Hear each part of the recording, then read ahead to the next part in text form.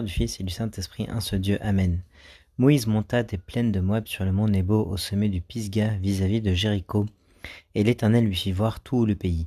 Donc comme on avait expliqué à la fin du chapitre 33, Moïse demandait par Dieu, donc monte sur cette montagne-là pour la énième fois, seul cette fois sans être accompagné de Josué ou quelquefois d'Aaron quand il avait l'habitude d'y aller, pour aller mourir en paix dans cette montagne-là. Et le mont Nebo, c'est un mont qui existe encore aujourd'hui. Et l'Éternel lui fait voir tout le pays. Effectivement, la petite méditation qu'on peut se faire ici, c'est de toujours avoir à l'œil ou à l'esprit notre terre promise à nous, qui est le royaume des cieux. C'est ça qu'il faut qu'on apprenne à se détacher de la terre, comme il le fait ici. Il monte sur la montagne à s'élever et à être loin de la terre, de toutes ses préoccupations, et de regarder au ciel, de regarder à notre terre promise à nous. Et c'est ce que fait Moïse ici. Moïse, il avait vraiment envie de voir cette terre promise-là, donc Dieu lui a montré, et l'a emmené en fait en haut de la montagne pour qu'il puisse la voir.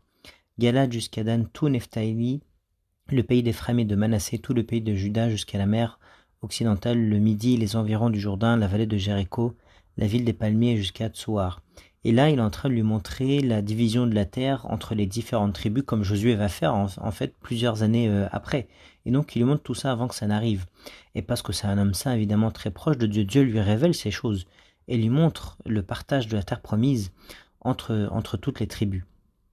L'Éternel lui dit, c'est là le pays que j'ai juré de donner à Abraham, à Isaac et à Jacob, en disant, je le donnerai à ta postérité, je te l'ai fait voir de tes yeux, mais tu n'y entreras point.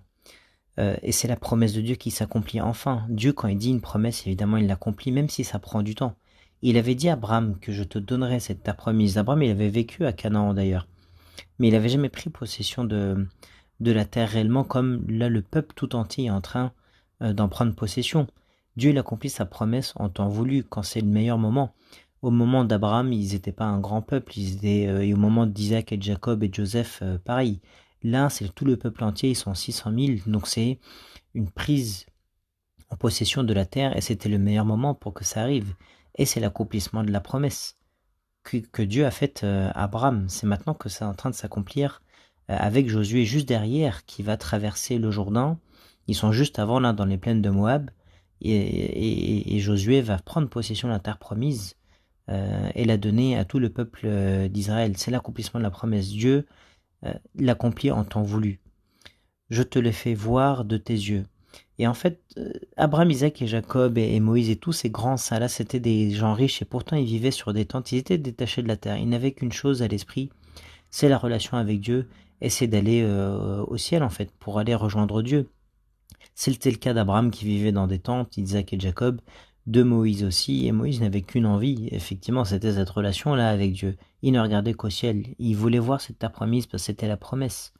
Mais il était détaché de la terre, il était là sur la montagne, c'était ses moments privilégiés. Et Dieu lui dit, je te l'ai fait voir de tes yeux, mais tu n'y entreras point. Et effectivement, il ne fallait pas que Moïse, entre guillemets, fasse rentrer le peuple. Il ne pouvait pas accomplir le salut ou la rédemption complètement, en fait. C'est lui qui avait sorti le peuple de l'esclavage de l'Égypte, mais c'est Josué ensuite derrière qui va accomplir complètement le salut et les faire rentrer dans la terre promise. C'est Josué qui va accomplir.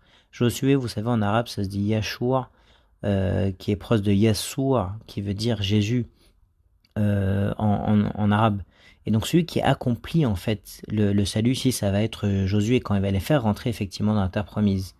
Moïse, il pouvait pas tout faire cette histoire de salut ou de rédemption du peuple en entier, pour dire que la loi que représente Moïse ne suffit pas en elle-même. La loi, elle est là pour te dire te faire révéler un peu quels sont tes défauts pour que tu saches, mais il est incapable de sauver. Celui qui sauve, évidemment, c'est Dieu, c'est le Christ entièrement. Josué qui représente le Christ, Jésus.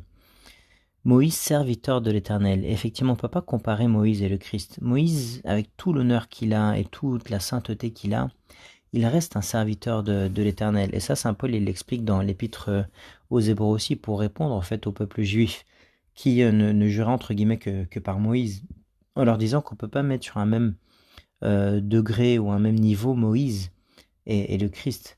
Moïse n'est que entre guillemets le serviteur de l'Éternel. Le Christ, lui, c'est l'Éternel. Le Christ, c'est Dieu. C'est lui le propriétaire de la maison et Moïse est un serviteur.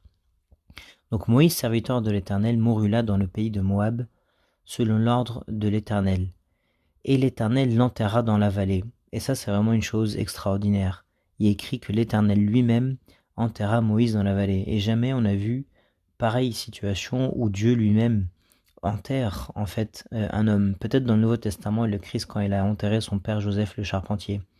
Mais là, il est écrit, et c'est propre vraiment à cette sainteté, il y a cette relation très particulière entre Moïse et Dieu.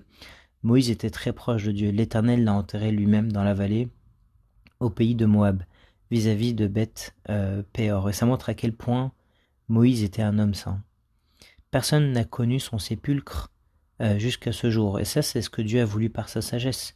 Dieu, par exemple, n'a pas voulu également que le corps de la Vierge Marie reste sur terre, et donc il l'a monté au ciel.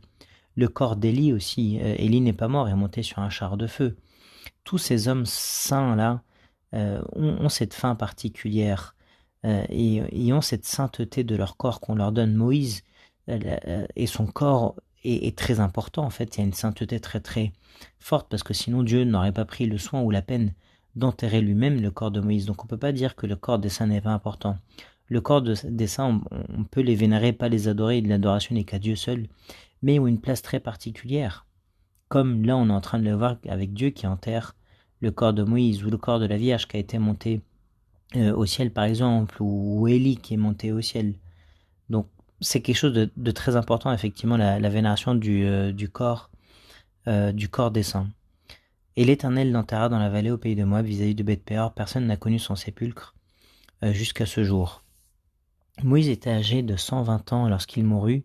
Sa vue n'était point affaiblie et sa vigueur n'était point passée. Moïse effectivement est mort avec toute sa santé. Il n'était pas fatigué particulièrement. Pas eu de problème de santé. Et tout ça, pour la petite méditation qu'on peut se faire, c'est que Moïse il va vers la mort en fait en étant confiant. Il n'a absolument pas peur de la mort. Il monte dans la montagne, il sait qu'il va aller mourir et il est content, il sait qu'il va aller retrouver Dieu en fait. Sa vigueur n'était point passée. Il aurait pu rester, mais non, c'est un choix. Il y va et il écrase la mort avec son pied en quelque sorte, dans le sens où il n'en a pas peur. De la même façon que les chrétiens dans le Nouveau Testament, on n'a évidemment pas peur de la mort. Parce qu'on sait qu'on y va, que c'est un passage en fait pour aller au paradis, ensuite au royaume des cieux. Les enfants d'Israël pleurèrent Moïse pendant 30 jours dans les plaines de Moab, et ces jours de pleurs et de deuil sur Moïse arrivèrent à leur terme. Il n'y a pas de détails sur leur revoir entre Moïse et son peuple, mais ça devait être quelque chose de très émouvant et de très particulier. Moïse qui a servi ce peuple pendant 40 ans dans le désert, et qui sait qu'il va aller mourir, leur revoir a dû être quelque chose de très difficile. Et d'ailleurs, les périodes de deuil étaient variables, ça pouvait aller de 1 jour à 30 jours, et là les enfants d'Israël ont pleuré Moïse pendant 30 jours, donc une durée très grande en fait, jusqu'à que la période de deuil se termine. Et ensuite, Josué, fils de Nun, était rempli de l'esprit de sagesse, car Moïse n'avait posé ses mains sur lui. C'est Josué qui avait été présenté par Moïse comme le successeur de Moïse il y a quelques chapitres, il y a 2 ou 3 chapitres, pour qu'il n'y ait pas de doute, qu'il n'y ait pas de vote, ou pour qu'on se choisisse un nouveau chef pour guider le peuple. Non, il n'y a pas de doute, c'est Josué. Et là, on voit un rite très particulier qui existe depuis la nuit des temps. Donc, comme on le voit ici, Moïse a posé les mains sur lui. C'est l'imposition des mains. Et c'est un rite qu'on utilise encore de nos jours dans l'Église, où le sacerdoce se transmet de cette façon-là, par la main du pape ou du patriarche ou de l'évêque. Et ça représente la main de Dieu. C'est Dieu qui ordonne. Ce sacerdoce, il n'est donné que de cette façon-là.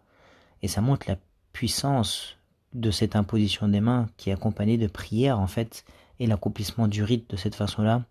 Et c'est comme ça que Moïse a fait avec Nun, et c'est comme ça qu'on fait encore de nos jours. Les enfants d'Israël lui obéirent et se conformèrent aux ordres que l'Éternel avait donnés à Moïse. Donc la parole qu'on peut le plus lire en fait dans cette Torah ou dans ce Deutéronome, c'est l'Éternel a parlé à Moïse.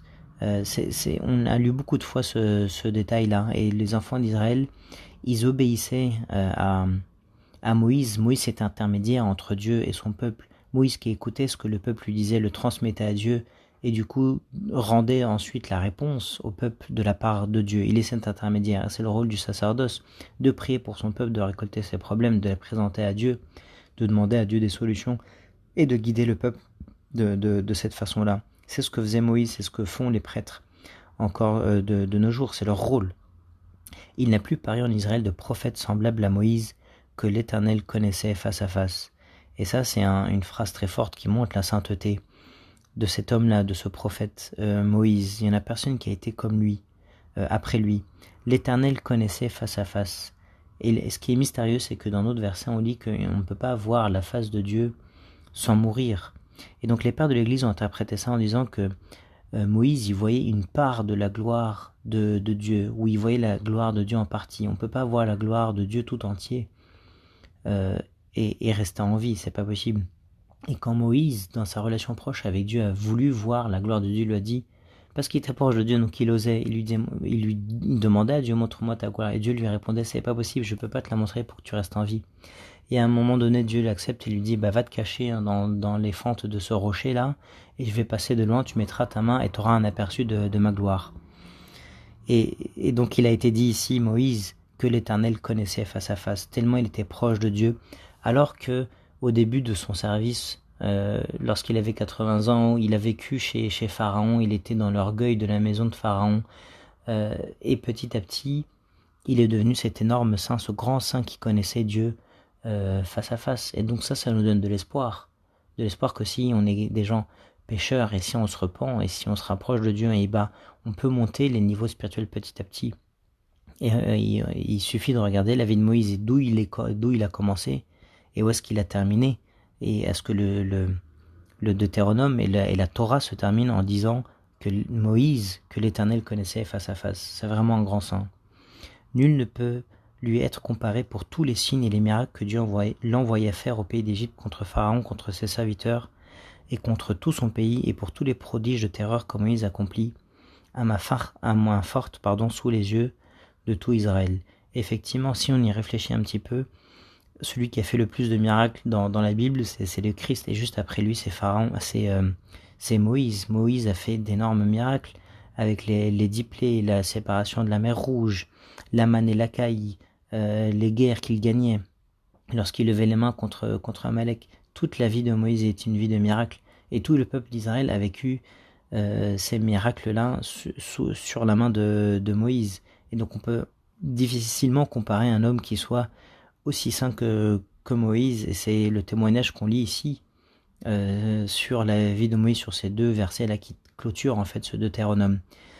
Prions pour que Moïse prie pour nous au royaume des cieux, et on vient de terminer Deutéronome. Gloire à Dieu éternellement. Amen.